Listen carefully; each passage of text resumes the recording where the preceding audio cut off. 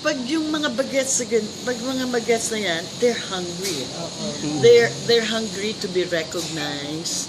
They're hungry for the challenge. They're hungry na manotice sila. They're hungry na magawa nila yung dapat gawin.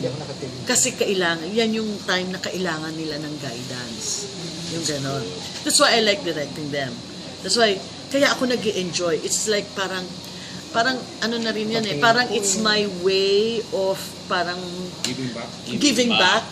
Oo, giving back to the industry or giving back to them what I have learned, what Lino Brocka has taught me, what Ishmael has taught me, what I learned from Marilu Diaz-Abayan, Loris Guillen, and yung Mark De Leon.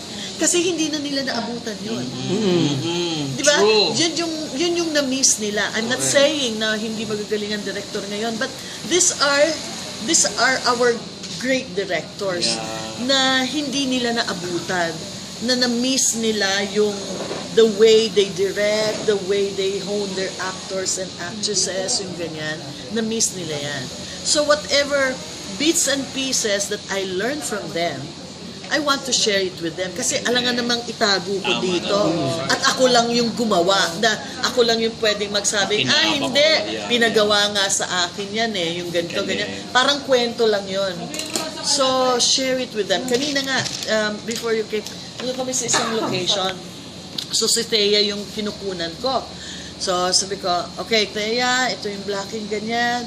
Tingin sa kanya. And then, pag alis ng tingin sa kanya, I want your tears dahil yung camera nandito.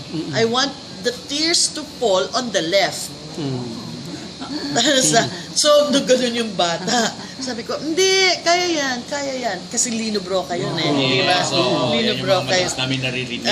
Isang mata lang. Sabi ko, pwede namang tumulo sa dalawang mata, pero most important, tumulo sa kaliwa. Kasi pag sa kanan lang tumulo, walang makikita. So, important ganyan. Pinasikatan kami ng bata. Meron naman, na-deliver niya. Kaya tuwan-tuwa ako. And for her, sa mga ganun, siyempre tutuwa din siya, di ba? Kasi, wow, mahirap kaya yun.